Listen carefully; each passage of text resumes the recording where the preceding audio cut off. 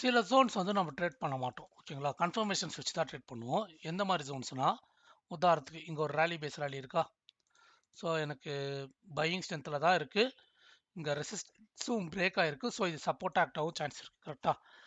But எனக்கு இந்த ஜோனுக்கு வரும்போது எவ்வளோ அக்ரெசிவாக ஃபாலோ ஆகுது தெரியுதா? இந்த மாதிரி சுச்சுவேஷன்லலாம் உங்கள் டிமாண்ட் ஜோன் ஒர்க் ஆகும் நீங்கள் எதிர்பார்க்கவே கூடாது. ஓகே, நீங்கள் இதுக்கு என்ன பண்ணணும்னா ஜஸ்ட் வெயிட். எனக்கு ரீட்ரேஸ் ஆகிற வரைக்கும் வெயிட் பண்ணுங்க. வெயிட் பண்ண உடனே ஏதாச்சும் ஒரு கன்ஃபர்மேஷன் வந்துச்சுன்னா நீங்கள் என்ட்ரி எடுக்கலாம். ஓகேங்களா? இப்போ நான் இது 1 ஹவரில் வச்சுருக்கேன். நீங்கள் 5 மினிட்ஸில் போயிட்டு ஏதாச்சும் கன்ஃபர்மேஷன்ஸ் இருக்கான்னு பார்க்கலாம். கன்ஃபர்மேஷன்ஸ் எதுவும் இல்லைன்னா நீங்கள் ட்ரேடே பண்ண தேவையில்லை. ஓகேங்களா?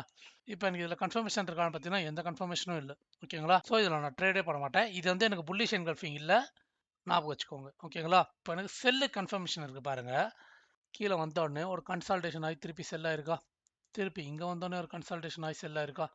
ஸோ நான் என்ன பண்ணுறேன், டோட்டலாக ஒரே ஜோன் இல்லைனா இதில் 50% வந்தோடனே என்னோடய என்ட்ரியை ப்ளேஸ் பண்ணலாம். ஓகேங்களா? 50% மார்க்கெட் வரவே இல்லை. ஓகேங்களா? 100%ல் தான் இருக்குது. 50% மார்க்கெட் வந்தோடனே நான் செல் பண்ணுவேன். ஏன்னா என் ரிஸ்க்கை நான் மினிமைஸ் பண்ணணும். கரெக்டாக சி வந்திருக்கா, ஈஸியாக ஒரு செல் பண்ணிடலாம். புரிஞ்சுதா? ஸோ என்ட்ரி வந்து இங்கே இருக்கும், ஸ்டாப் லாஸ் இங்கே ஒரு 1:2. ஓகேங்களா? மார்க்கெட் போஸ்ட்டில் எவ்வளோ வேணால் கொடுக்கட்டும், பட் நம்ம எய்ம் பண்ணுறது 1:2 தான். ஓகேங்களா?